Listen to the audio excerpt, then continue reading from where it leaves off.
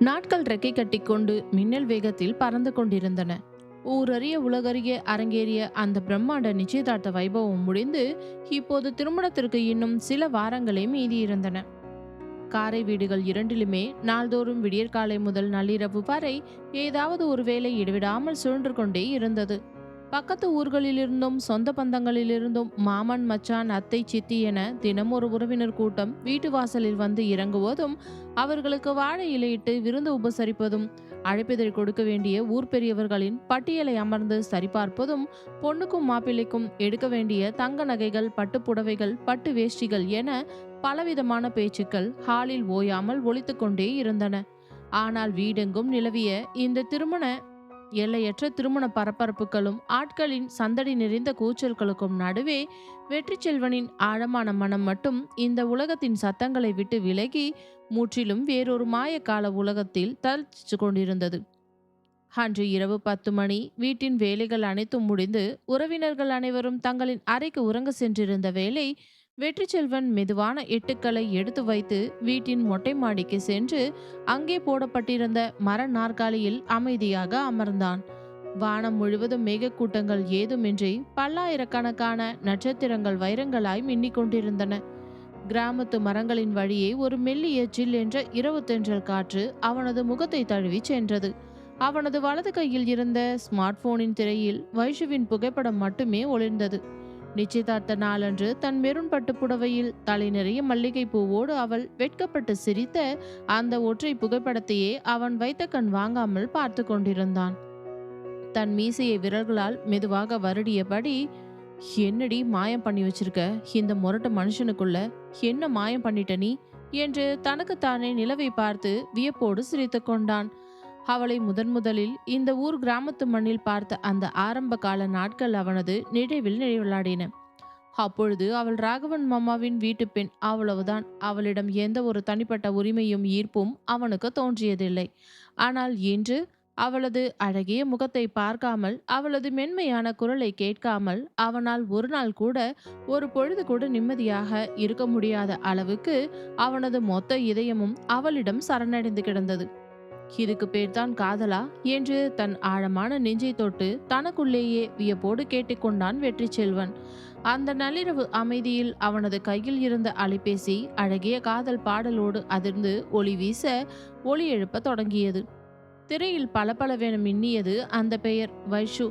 அந்த பெயரை பார்த்த அடுத்த கணமே வெற்றி செல்வனின் கம்பீரமான முகத்தில் ஒரு அழகான பிரகாசமான புன்னகை மலர்ந்தது.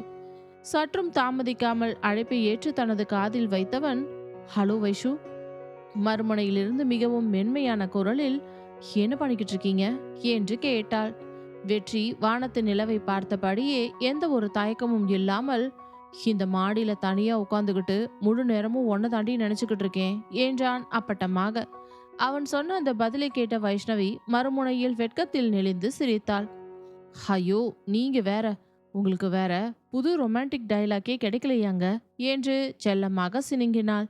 வெற்றி தன் குரலை இன்னும் அழுத்தமாக்கி, இல்லடி வைஷு, நான் சினிமா டைலாக் எல்லாம் பேசல. உண்மையாவே என் மனசாட்சிக்கு இந்த நொடியில ஒன்ன மட்டும் தாண்டி நினைச்சுக்கிட்டு இருந்தேன் என்றான். அவன் பேசிய அந்த வார்த்தைகளில் வழிந்த அசைக்க முடியாத நேர்மையும் உன்னதமான காதலும் வைஷ்ணவியை அடுத்த சில நொடிகள் எந்த ஒரு மறுப்பும் பேச விடாமல் முற்றிலும் மௌனமாக்கியது. அவளது உள்ளம் அந்த அன்பில் கரைந்து போக தன் அமைதியை கலைத்து, நீ இப்போ என்ன பண்ற வைஷு என்று கேட்டான். சும்மா தாங்க படுத்திருக்கேன். போய் அப்பட்டமா பொய் சொல்றடி. ஏங்க, நான் ஏன் பொய் சொல்ல போறேன்? இப்ப கண்டிப்பா நீ உன் மத்தையில உட்காந்துக்கிட்டு மடியில ஒரு புத்தகத்தை வச்சு படிச்சுக்கிட்டு இருப்படி என்றான் வெற்றி மிக துல்லியமாக. வைஷ்ணவி ஆச்சரியத்தில் தன் கண்களை விரித்து, அடடே, நான் புக் படிச்சுட்டு இருக்கேன்னு எப்படி அவ்வளோ கரெக்டா கண்டுபிடிச்சிங்க என்று வியப்போடு கேட்க வெற்றி சிரித்து கொண்டே சொன்னான். எனக்கு ரொம்ப நல்லாவே தெரியும் டி வைஷு. இப்பவெல்லாம் உன்னை பத்தி எனக்கு எல்லாமே ரொம்ப ரொம்ப ஆழமா தெரியும். வைஷ்ணவி தன் புருவங்களை உயர்த்தி, அப்படியா சங்கதி, என்னை பத்தி உங்களுக்கு அவ்வளோ விஷயங்கள் தெரிஞ்சு போச்சாக்கும் என்றாள் குறும்பாக. ம், அத்தனையும் தெரியும்டி. என்னென்ன தெரியும்னு சொல்லுங்க பாப்போம் என்று அவள் சவால் விட, வெற்றி தன் முதல்களில் மெல்லிய புன்னகையோடு அடுக்க தொடங்கினான். உனக்கு கோவம் வந்தா கீழ் உதட்ட லேசா கடிச்சுப்ப. எதையாவது தீவிரமா யோசிச்சா உன் சுண்டு விரலால முன்னேற்றி தலைமுடிய மெதுவா சுத்திக்கிட்டே இருப்ப. யாரையாவது பார்த்து பயந்தா 2 கண்ணையும் டக்கு டக்குன்னு இமைச்சுக்கிட்டே இருப்ப.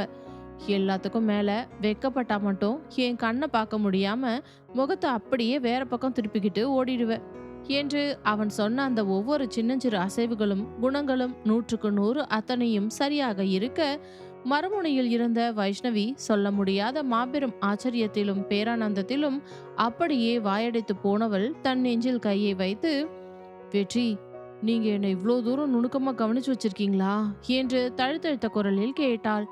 வெற்றி செல்வன் தன் குரலை மிகவும் மென்மையாக்கி, நான் எதையுமே வேணும்னு திட்டமிட்டெல்லாம் கவனிக்கலடி வைஷு.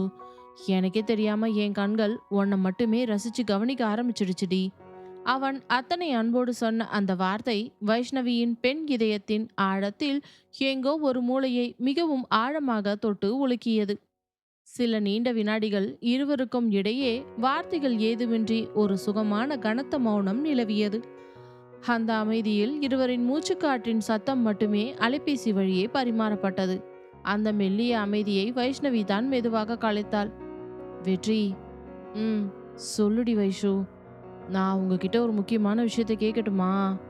தாராளமா கேளுடி, என்ன விஷயம்?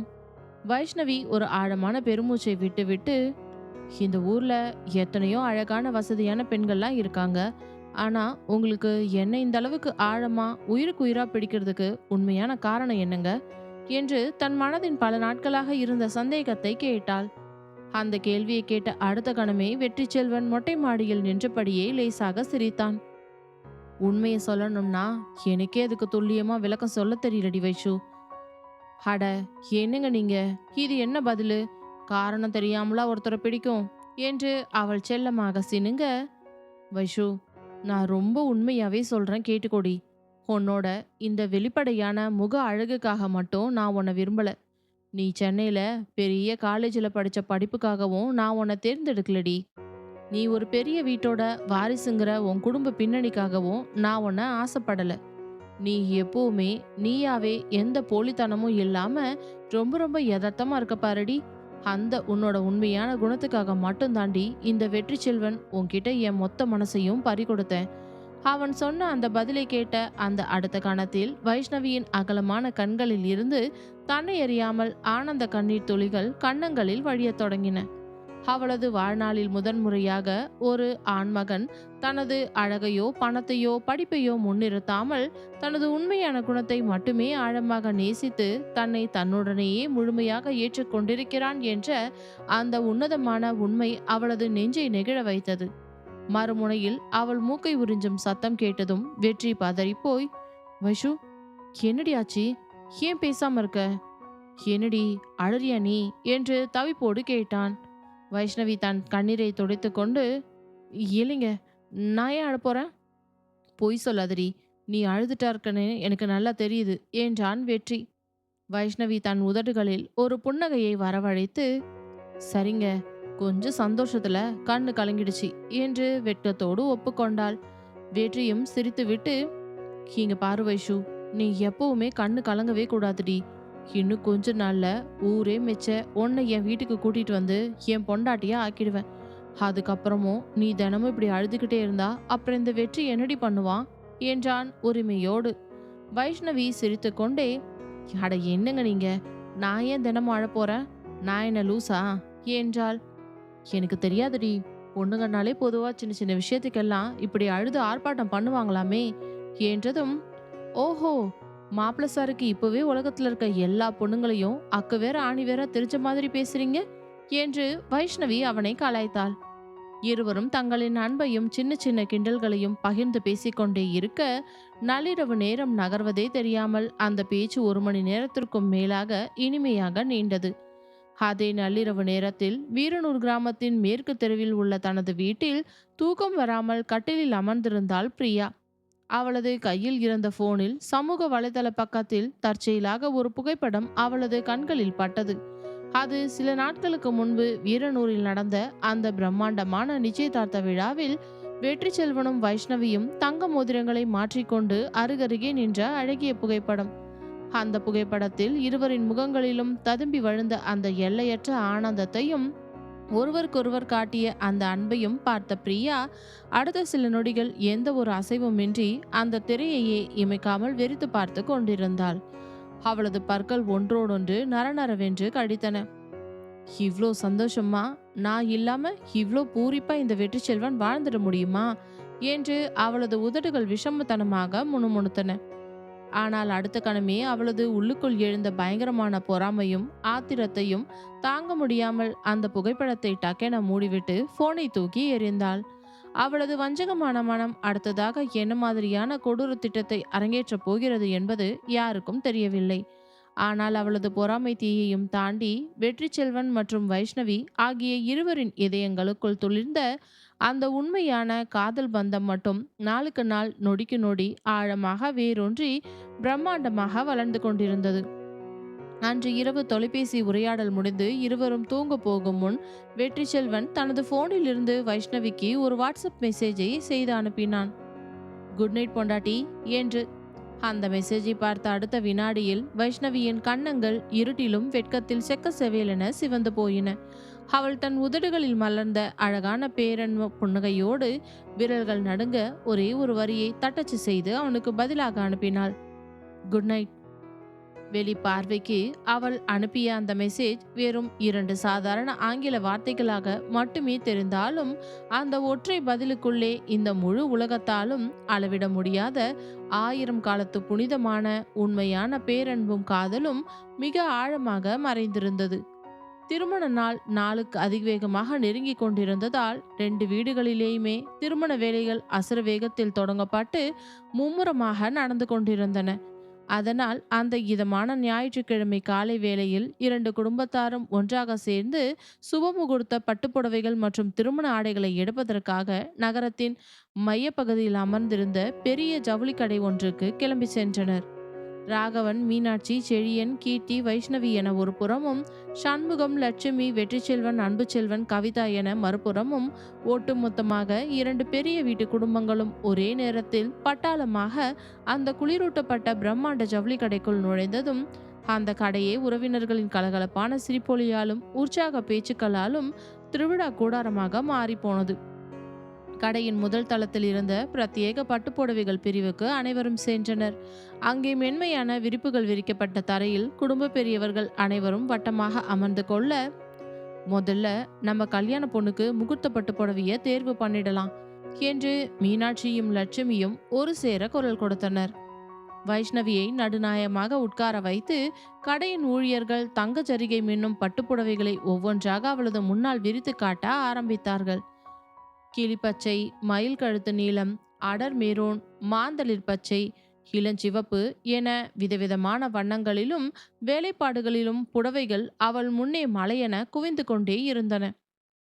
பெரியவர்கள் ஒவ்வொரு புடவையும் தொட்டு பார்த்து, இந்த கலர் நல்லா இருக்கு, இந்த பார்டர் எடுப்பா இருக்குல்ல என்று தங்களுக்குள்ளே ஆலோசித்துக் கொண்டிருந்தார்கள். வைஷ்ணவியும் ஒவ்வொரு புடவையாக எடுத்து பார்த்து கொண்டிருந்தாள். ஆனால் அவள் எந்த புடவையை தொட்டு பார்த்தாலும் சரி, எதிரே சோஃபாவில் அமர்ந்திருந்த வெற்றி செல்வன் மட்டும் எந்த கருத்தும் சொல்லாமல் மிகவும் அமைதியாக அவளது முகத்தையே ஆழமாக பார்த்து கொண்டிருந்தான். அவன் ஒரு வார்த்தை கூட பேசாமல் வைஷ்ணவியின் கையசைவுகளையும் அவளது முக மாற்றங்களையும் மட்டுமே வைத்து கண் வாங்காமல் பார்த்து கொண்டிருப்பதை சமையலறை முதல் ஷாப்பிங் வரை அண்ணனை நோட்டம் விடுவதையே வழக்கமாக கொண்ட தங்கை கவிதா நொடியில் கவனித்து விட்டாள். மெதுவாக வெற்றியின் அருகே வந்து அவனது தோளை தட்டி, என்ன அண்ணே, இவ்வளோ புடவைங்களை கொட்டி வச்சிருக்காங்க, நீங்க என்னடானா அமைதியாவே உட்காந்து வேடிக்கை பார்க்குறீங்க? உங்களுக்கு பிடிச்ச மாதிரி இதுல ஒரு புடவை கூட இல்லையா அண்ணே என்று கிண்டலாக கேட்டாள். வெற்றி தன் பார்வையை வைஷ்ணவியிடம் இருந்து மீட்காமல் மிகவும் இயல்பாக, எனக்கு பிடிச்ச மாதிரி புடவையெல்லாம் இருக்கு கவிதா என்றான். அப்படியா சங்கதி? அப்படின்னா நீங்களே நேர்ல வந்து உங்க கைப்பட இடது எங்ககிட்டயும் அண்ணிக்கிட்டையும் காட்டுங்கண்ணே என்று கவிதா சவால் விட, வெற்றி தன் இருக்கையை விட்டு எழுந்து வந்தான். குவிந்து கிடந்த பட்டுப்புடவைகளின் அருகே வந்து தனது பலமான விரல்களால் ஒரு புடவையை எடுத்து பார்த்தான். அது அவனது மனதிற்கு முழுமையாக பொருந்தவில்லை. பிறகு இன்னொன்றை எடுத்து பார்த்தான். மீண்டும் இன்னொன்றை விரித்து பார்த்தான். கடைசியில் ஒரு குறிப்பிட்ட அடுக்கில் இருந்து மிகவும் அழகான நேர்த்தியான அடர் ரோஜா நிற பட்டுப்புடவையை தனது கைகளால் எடுத்தான். அந்த புடவையில் கண்ணை பறிக்கும் தேவையற்ற ஆடம்பரங்கள் எதுவும் இல்லாமல் தூய தங்க நிறத்தில் மென்மையான ஜரிகை வேலைப்பாடுகள் மிக நுணுக்கமாக இழைக்கப்பட்டிருந்தன. பார்த்த மாத்திரத்திலேயே எவருடைய கண்களையும் சுண்டி இழுக்கும் ஒரு கம்பீர பேரழகும் அந்த பட்டுப்புடவையில் வழிந்தது. வெற்றி அந்த புடவையை தன் கைகளில் ஏந்தி வைஷ்ணவியின் கண்களை நேருக்கு நேராக பார்த்து, வைஷு, இத பாரேன் என்று சொல்ல, அவன் காட்டி அந்த புடவையை பார்த்த அடுத்த கணமே அங்கே குழுமியிருந்த பெரியவர்கள், இளைஞர்கள் என அத்தனை பேரின் கண்களுமே ஒரு சேர ஆச்சரியத்தில் விரிந்தன. லட்சுமி முகம் நிறைய பூரிப்போடு, அடடே, என் பையன் சரியான ரசனக்காரன் தான்ப்பா, புடவை பார்க்கறதுக்கே அத்தனை லட்சமா சூப்பரமா இருக்குதே என்றார். மீனாட்சியும் பெருமிதத்தோடு, வைஷ்ணவி, உன் மாப்பிள்ள ஆசையை எடுத்து கொடுத்துருக்காருல்ல, முதல்ல இந்த புடவையை உன் தோல்ல வச்சு போட்டு பாருமா என்றார். கடையில் இருந்த பெண் ஊழியர் அந்த அடரோஜா நிற பட்டு புடவையை எடுத்து வைஷ்ணவியின் தோளின் மீது மென்மையாக விரித்து வைத்து காட்டினாள். அடுத்த நொடி அந்த பட்டுப்புடவையின் அழகும் வைஷ்ணவியின் பால் போன்ற மேனியின் நிறமும் ஒன்றாக இணைந்த அந்த அற்புத காட்சியை பார்த்த வெற்றி செல்வன் அப்படியே இமைக்கு கூட மறந்து சிலை போல வாய்ப்பிழந்து பார்த்து கொண்டே நின்று விட்டான். அவனது கண்களில் தெரிந்த அந்த காதல் தகிப்பும் கம்பீரமான பார்வையும் அத்தனை ஆழமாக அவளை தழுவி நின்றது. அவன் உலகத்தையே மறந்து வைஷ்ணவியை வெறுத்து பார்த்து கொண்டிருப்பதை உணர்ந்த அன்பு செல்வன் மெதுவாக வெற்றியின் இடுப்பில் தனது முழங்கையால் செல்லமாக இடித்தான். ஹலோ அண்ணே என்று கிசுகிசுத்தான். வெற்றி லேசாக திரும்பி, என்னடா அன்பு என்றான் கவனமில்லாமல். வெற்றி அண்ணே, கொஞ்சம் பார்வையை வேற பக்கம்தான் மாத்துங்களேன். கடையில வேலை செய்யறவங்க எல்லாரும் நீங்க அண்ணிய சைட் அடிக்கிறத தான் வேடிக்கை பார்த்துக்கிட்டு இருக்காங்க என்று அன்பு குறும்பாக கலாய்த்தான். தம்பியின் குரலை கேட்ட அடுத்த கணமே வெற்றி செல்வன் சட்டென தனது தலையை அசைத்து சுதாரித்து கொண்டான். ஆனால் அவனது அந்த திருட்டுத்தனமான பார்வையும் தன்னை பார்த்து அவன் மெய்மறந்து நின்ற அழகையும் வைஷ்ணவி மிக தெளிவாக கவனித்து விட்டாள். அவளது பவள உதட்டோரம் ஒரு பேரழகான நாணமான புன்னகை மெல்ல அரும்பியது. அவள் உதட்டை கடித்து கொண்டு வெட்கப்படுவதை பார்த்த வெற்றி செல்வனின் இதயமோ அவனது கட்டுப்பாட்டையும் மீறி தடதடவென அதிவேகமாக துடிக்க ஆரம்பித்தது. கடைக்காரரை பார்த்து, இந்த ரோஜா நிற புடவையே நாம உறுதி பண்ணி எடுத்துடலாம் என்று ஆணித்தரமாக சொன்னான் வெற்றி. அருகில் நின்ற கவிதா விடாமல், அடேங்கப்பா அண்ணே, புடவை அந்த அளவுக்கு உங்க மனசுக்கு பிடிச்சிடுச்சா என்ன என்று நக்கலாக கேட்டாள். வெற்றி தன் மீசையை வருடி கொண்டே, ஆமா, அப்போ புடவை மட்டும்தான் அவ்வளவு பிடிச்சிருக்கானே என்று கவிதா மீண்டும் மடக்கினாள். வெற்றி லேசாக சிரித்து, இல்ல கவிதா, அப்புறம் வேற என்னவா? வெற்றி அங்கே கூடியிருந்த அனைவரின் முன்னிலையிலும் சற்றும் தயங்காமல் வைஷ்ணவியை பார்த்து சொன்னான். அந்த புடவை மட்டுமில்ல, அந்த புடவையை கட்டிக்க போறவங்களையும் எனக்கு ரொம்ப ரொம்ப பிடிச்சிருக்கு. அந்த ஒற்றை வார்த்தை வெற்றியின் வாயிலிருந்து வந்த அடுத்த கணத்தில் அந்த கடையே அதிரும் அளவுக்கு ராகவன், சண்முகம், செழியன், லட்சுமி, மீனாட்சி என அத்தனை பெரியவர்களும் விழுந்து விழுந்து வாய்விட்டு சிரித்து விட்டார்கள். கவிதா தன் கைகளை தட்டி கொண்டு, அடேங்கப்பா, அண்ணன் கல்யாணத்துக்கு முன்னாடியே இவ்வளோ ஓப்பனா பேச ஆரம்பிச்சிட்டிங்களே என்று கூற, வைஷ்ணவிக்கோ வெட்கம் தலைக்கேறி முகம் முழுவதும் தக்காளி பழத்தை போல சிவந்து போயிற்று. வெட்கத்தில் தன் தலையை தொங்க போட்டுக்கொண்டு சேலை முந்தானியை இறுக்கமாக பிசைந்தாள். சிறிது நேரத்திற்கு பிறகு பெண்களுக்கான புடவைகள் அனைத்தும் சுமூகமாக எடுத்து முடிக்கப்பட்டு மாப்பிள்ளை மற்றும் ஆண்களுக்கான பட்டு வேஷ்டி சட்டைகள் எடுக்கும் பகுதியை நோக்கி அனைவரும் நகர்ந்து சென்றார்கள். அந்த தருணத்தை பயன்படுத்தி கொண்ட கீர்த்தி, அன்பு செல்வன் மற்றும் கவிதா ஆகிய மூவரும் தங்களுக்குள் கண்களாலேயே ஒரு ரகசிய திட்டம் தீட்டினார்கள். அப்பா, மாமா, வாங்க, நாங்க உங்களுக்கு துணி செலக்ட் பண்ணி தரோம் என்று பெரியவர்களை நைசாக பேசி தங்களின் பக்கம் இழுத்து கொண்டு கடையின் மற்றொரு மூலைக்கு கூட்டிச் சென்றார்கள். அவர்கள் வேண்டுமென்றே விலகிச் சென்றதால் அந்த கடையின் ஒரு மூலையில் சில நிமிடங்களுக்கு வெற்றி செல்வனும் வைஷ்ணவியும் மட்டுமே முற்றிலுமாக தனியாக நிற்க வேண்டிய சூழல் உருவானது. சுற்றிலும் மற்ற வாடிக்கையாளர்கள் தங்களின் வேலைகளில் மூழ்கி இருக்க இவர்கள் இருவரும் அருகருகே நின்றார்கள். அவர்கள் திட்டம் போட்டு தங்களை தனியாக விட்டுவிட்டு போயிருப்பதை உணர்ந்த வைஷ்ணவி, இவங்க எல்லாரும் வேணும்னே தான் இப்படி பண்றாங்க பாருங்களேன் என்று உதட்டை பிதுக்கி மெல்லிய குரலில் முணுமுணுத்தாள். அவள் அருகே நின்றிருந்த வெற்றி செல்வன் உதடுகளில் ஒரு அழகான புன்னகையோடு, பண்ணிட்டு போகட்டுமே வைஷு, அதுவும் ஒரு விதத்துல நமக்கு ரொம்ப நல்லது தானே என்று சாதாரணமாக சொன்னான். வைஷ்ணவி அதிர்ச்சியோடு அவனை நிமிர்ந்து பார்த்து, அட என்னங்க நீங்க, உங்களுக்கு கொஞ்சமாவது வெக்கமா இருக்கா இல்லையா என்று செல்லமாக கண்டித்தாள். வெற்றி அவளது கண்களை ஆழமாக பார்த்து, ஏண்டி வைஷு, ஏன் வருங்கால பொண்டாட்டிக்கிட்ட பேச நான் எதுக்குடி வெக்கப்படணும் என்று கேட்டான். அவன் கேட்ட அந்த கேள்வியின் ஆழத்திலும் உரிமையிலும் வைஷ்ணவி அடுத்த நொடி என்ன பேசுவதென்று தெரியாமல் தடுமாறி நின்றாள். வெற்றி மிக மெதுவாக அவளுக்கு அருகில் நகர்ந்து வந்து நின்றான். அவனது உடலின் கதகதப்பும் சந்தன வாசனையும் அவளது மூச்சுக்காற்றை தொட்டது. வைஷு என்று அவளது செல்ல பெயரை ஆழமாக அழைத்தான். ம், சொல்லுங்க என்று அவளும் வெட்கத்தோடு கேட்க, வெற்றி அவளது முகத்தை வைத்த கண் வாங்காமல் பார்த்தவன், நிஜமாவே சொல்றேன்டி வைஷு, அந்த ரோஜா நிற பட்டுப்புடவைய உன் தோல்ல வச்சு பார்த்தப்ப நீ அவ்வளோ அழகா அத்தனை தேவதைய மின்னுனடி. அவன் சொன்ன அந்த வார்த்தை வைஷ்ணவியின் இதய கூட்டுக்குள் ஒரு இனிய கானமாக பாய்ந்து அவளது நெஞ்சை தடதடவென அதிவேகமாக துடிக்க வைத்தது. தன் படபடப்பை மறைக்க முயன்று, நீங்க நீங்க எப்போ இப்படித்தான் எனக்கு கலைச்சிட்டே இருக்கீங்க போங்க என்று மெல்லிய குரலில் சொல்ல, வெற்றி அவளது கண்களை ஊடுருவி பார்த்து, ஹில்டி வைஷு, நான் விளையாட்டோ கிண்டலோ பண்ணல, ரொம்ப ரொம்ப சீரியஸா தான் சொல்றேன் என்றான். நம்ம கல்யாண முகூர்த்த நாள்ல நான் எடுத்து கொடுத்த இந்த ரோஜா நிற பட்டு புடவையில கழுத்துல நான் கற்ற தாலியோட வெக்கப்பட்டுக்கிட்டே என் பக்கத்துல நீ உட்கார்ந்துருக்கிற அந்த காட்சியை பார்க்கணும்னு இந்த நிமிஷமே என் மனசுக்குள்ள அவ்வளவு பெரிய ஆசை துடிக்குதுடி என்று தன் இதயத்தின் உண்மையான காதலை கொட்டி முடித்தான். அவன் பேசிய அந்த உன்னதமான காதலான வார்த்தைகளை கேட்ட வைஷ்ணவிக்கு வெட்கத்தை தாங்கவே முடியாமல் சட்டென தன் தலையை மறுபக்கம் திருப்பிக் கொண்டாள். அவளது கன்னங்கள் ரெண்டும் மின்னும் அளவுக்கு செக்கச்சவேல் என சிவந்து போயிருந்தன. அவள் வெட்கப்பட்டு தன் முகத்தை திருப்பிய அந்த அழகிய பாவனையை கண்ட வெற்றி செல்வன் தனது உதடுகளில் வெறித்த சிரிப்பை அடக்க முடியாமல் அமைதியாக ரசித்து நின்றான். அவளது தோலை விரல்களால் மென்மையாக தொட்டு, "ஹேய் வைஷு, முன்னாடி நின்னு இப்படி அளவுக்கு அதிகமா வெட்கப்பட்டு செவக்காதடி" என்றான். "இன்னும் கொஞ்ச நாள்ல நம்ம கல்யாணம் வரப்போகுது. அதுக்குள்ள நீ இப்படி என்னை பார்த்து வெட்கப்பட்டு உருகினா அப்புறம் இந்த வெற்றி தாங்க மாட்டேன்டி. என் கண்ட்ரோல் கொஞ்சம் கொஞ்சமா மிஸ் ஆகிட்டே போகுது. பாவண்டினா" என்று செல்லமாக கொஞ்சினான். வைஷ்ணவி அவனை சமாளிக்க முடியாமல், "போங்க நீங்க, எப்ப பார்த்தாலும் வம்பிழுக்கிறதே உங்களுக்கு வேலையா போச்சு" என்று சொல்லி அவனது கையில் மென்மையாக ஒரு செல்ல அடியை அடித்தாள். அவள் அடித்த அந்த மெல்லிய தீண்டலில் இருவரின் காதலும் இன்னும் பல மடங்கு ஆழமாக பூரித்தது. அதே நேரத்தில் துணிகளை தேர்வு செய்து முடித்துவிட்டு தூரத்தில் இருந்து இவர்கள் இருவரையும் பார்த்து கொண்டிருந்த கவிதா மெதுவாக லட்சுமியின் சேலை தலைப்பை பிடித்து இழுத்தாள். "அம்மா, அது அந்த மூலையை திரும்பி பாருங்கம்மா, நம்ம வெற்றி அண்ணன் மொத்தமா காலி, அன்னிக்கிட்ட ஆளு சுத்தமா சரண்டர் ஆயிட்டார் பாருங்கம்மா" என்று சிரித்தாள்.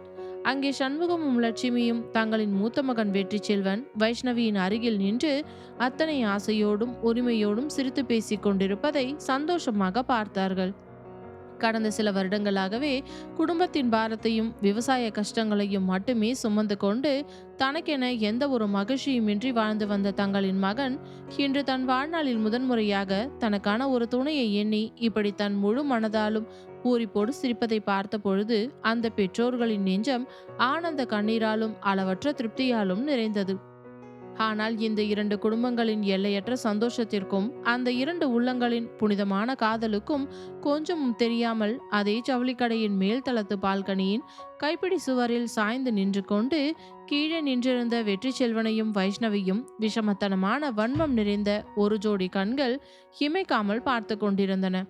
அவள் வேறு யாரும் இல்லை, பிரியா.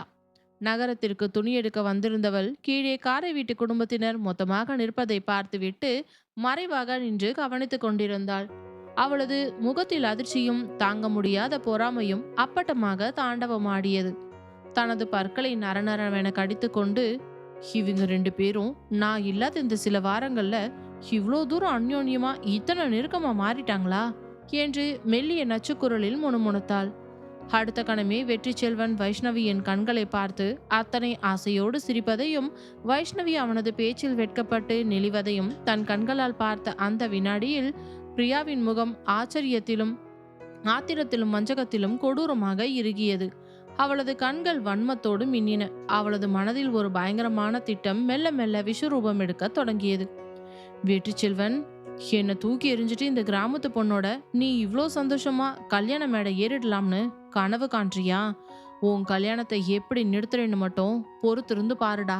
அவளது வஞ்சகமான மனதில் உருவான அந்த கொடூரமான சதி திட்டம் வெற்றி செல்வன் மற்றும் வைஷ்ணவியின் அமைதியான காதல் உலகத்திற்குள் ஒரு மாபெரும் புயலாக நுழைய தயாராகி கொண்டிருந்தது.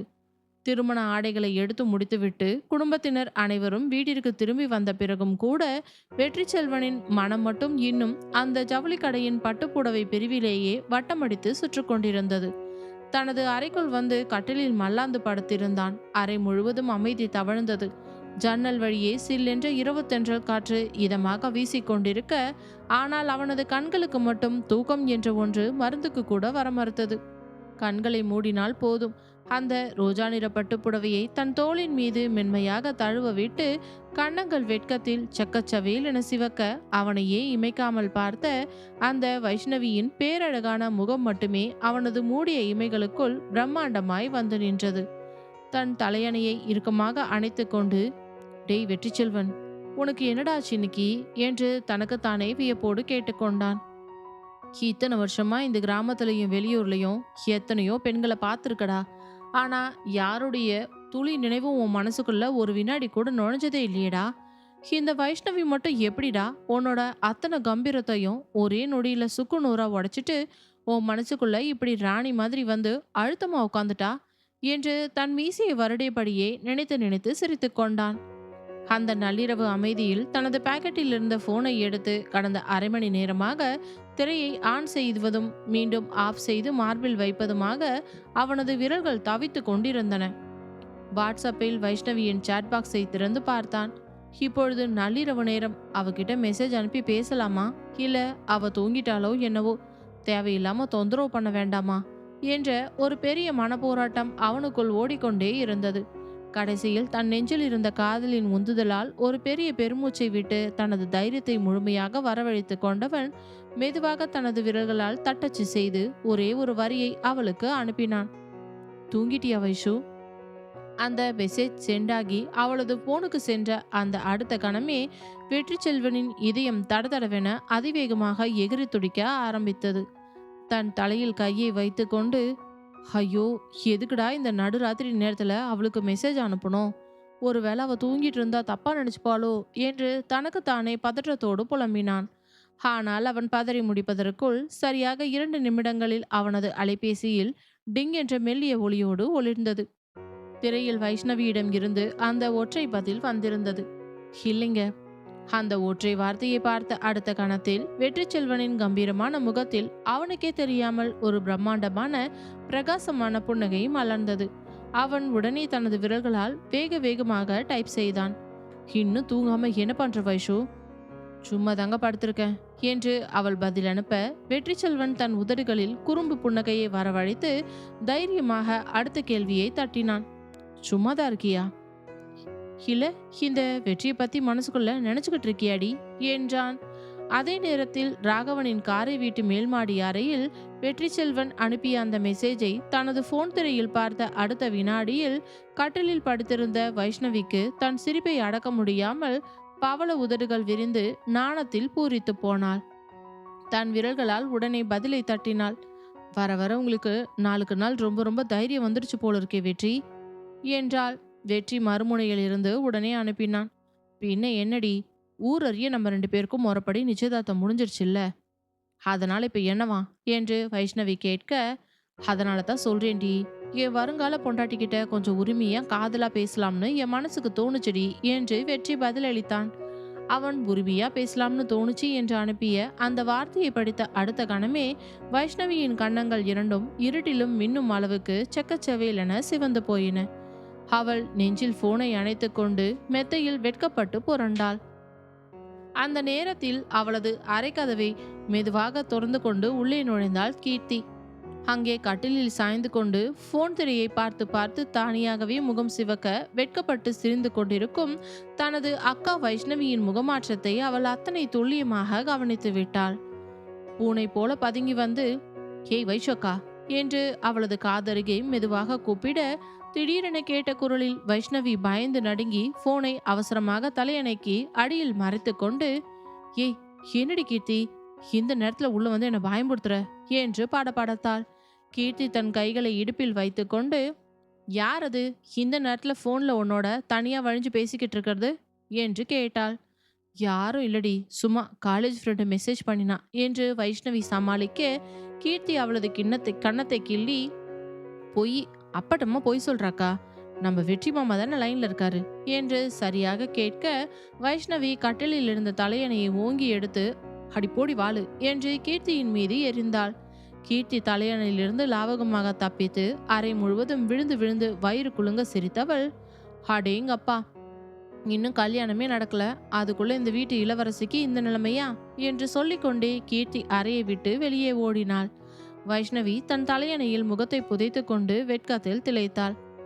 அதே நேரத்தில் வெற்றியின் வீட்டில் சமையல் அறைக்கு தண்ணீர் குடிப்பதற்காக வந்த கவிதா ஹாலின் வழியே கடந்து சென்றபோது மாடி அறையின் பால்கனி ஓரத்தில் நின்று கொண்டு அண்ணன் வெற்றி செல்வன் போனை பார்த்து பார்த்து தனியாக வாயெல்லாம் பல்லாக சிரித்து கொண்டிருப்பதை அதிர்ச்சியோடு கண்டாள்.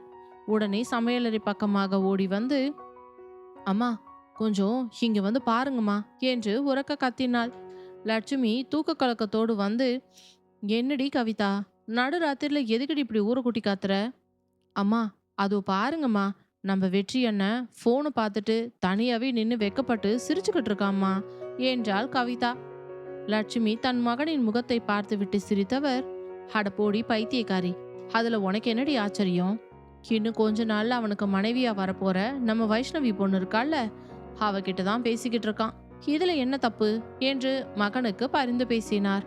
அப்போது கவிதாவின் குரலை கேட்டு திரும்பி பார்த்த வெற்றி செல்வன் தன் தங்கையை பயங்கரமாக முறைத்து பார்த்து, கவிதா, தூங்க போகாம தேவையில்லாம பேசிட்டு இருந்தேன்னு வச்சுக்கோயேன், உன்னை அப்புறமா கவனிச்சுக்கிறேன் இரு என்று அதட்டினான்.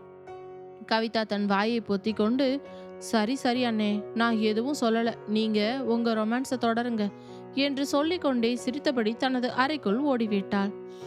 கவிதா சென்ற பிறகு வெற்றி செல்வன் இனிமேலும் குறுஞ்செய்தி அனுப்பி பேசாமல் பொறுமை இல்லாமல் நேரடியாக வாட்ஸ்அப் வீடியோ கால் பட்டனை அமுத்திவிட்டான்.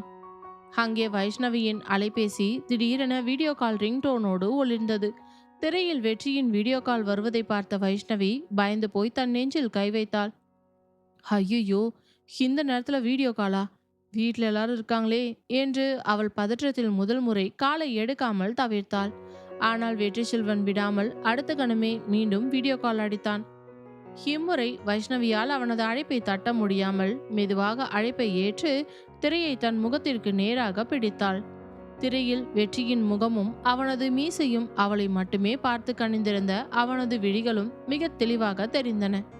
வெற்றி அவளது முகத்தை பார்த்த அடுத்த நொடியே, என்னடி வைஷு, உன் வருங்கால புருஷன் ஃபோன் பண்ணா உன் முகத்தை காட்டுறதுக்கு இவ்வளோ பெரிய யோசனை அடி உனக்கு என்று கம்பீரமான குரலில் கேட்டான். வைஷ்ணவி தன் முகத்தை சரி செய்தபடி, அட என்னங்க நீங்க, இந்த நடுராத்திரி நேரத்துல வீட்டுல யாராவது மாடி பக்கம் வந்து பார்த்துட்டாங்கன்னா என்ன நினைப்பாங்க என்று படப்படத்தாள். வெற்றி சிரித்துவிட்டு சொன்னான், பார்த்தா என்னடி வைஷு, நீ என்ன முன்ன பின்ன தெரியாத பொண்ணா? முறைப்படி ஊரறிய எனக்கு நிச்சயதார்த்தம் ஆன என் சொந்த வருங்கால மனைவி தானடி நீ என்றான் அழுத்தமாக. அவன் சொன்ன அந்த உரிமை பேச்சை கேட்ட வைஷ்ணவி தன் பார்வையை திரையிலிருந்து விலக்கி நாணத்தோடு வேறு பக்கம் திருப்பிக் கொண்டாள். வெற்றி செல்வன் சில நீண்ட நொடிகள் அமைதியாக அவளது அழகிய முகத்தையே வைத்த கண் வாங்காமல் பார்த்து கொண்டிருந்தான். பிறகு தன் குரலை மிதவும் மென்மையாக்கி சொன்னான், வைஷு, இன்னைக்கு ஜவுளி கடையில அந்த ரோஜா நிற பட்டுப்புடவைய உன் தோல்ல வச்சு பார்த்தப்ப நிஜமாவே நீ அவ்வளவு அழகா அத்தனை லட்சணமா மின்னுனடி என்றதும் வைஷ்ணவி வெட்கத்தோடு, அட என்னங்க நீங்க, மறுபடியும் அதே பேச்ச ஆரம்பிச்சிட்டீங்களா என்றாள். வெற்றி அவளது கண்களை உற்று பார்த்து சொன்னான், உண்மையை தாண்டி சொல்றேன் வைஷு, கடையில பார்த்ததுக்கே இந்த மனுஷன் ஆடி போயிட்டனா. நம்ம கல்யாண நாள்ல அந்த புடவைய கட்டிக்கிட்டு என் பக்கத்துல நீ வந்து உட்காரும்போது உன்னை பார்த்து இந்த வெற்றி செல்வன் என்ன ஆக போறனோ எனக்கே தெரியலடி என்று கோரினான். அவன் பேசிய அந்த விதம் வைஷ்ணவியை அளவற்ற நாணத்திலும் காதலிலும் ஆழ்த்தியது. அவள் தன் பவள உதடுகள் தெரிய அழகாக சிரித்தாள். அவளது அந்த பேரழகான சிரிப்பை பார்த்த வெற்றி அடுத்த சில நொடிகள் இந்த உலகத்தையே மறந்து ஒரு வார்த்தை கூட பேச தோன்றாமல் மெய் மறந்து நின்றான். அந்த வினாடியில் வைஷ்ணவியின் அரைக்கதவு திடீரென திறந்து கொள்ள உள்ளே இயல்பாக நுழைந்தான் அண்ணன் செழியன். திடீரென தன் அண்ணன் உள்ளே வருவதை கண்ட வைஷ்ணவி பேரதிர்ச்சியில் பதறிப்போய் போனை அவசர அவசரமாக தன் மடிக்குள் மறைக்க முயன்றாள்.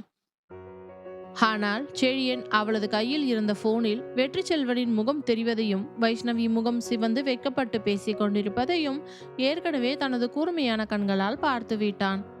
அவன் தனது மீசையை வருடிக்கொண்டு நக்கலாக, ஓஹோ மேடம், இது நிஜமாவே நம்ம வைஷ்ணவி தானடா என்றதும் வைஷ்ணவி வெட்கத்தில் தலை குனிந்து, அது வந்து அண்ணா என்று தடுமாற செழியன் கலகலவென சிரித்துவிட்டு சொன்னான்.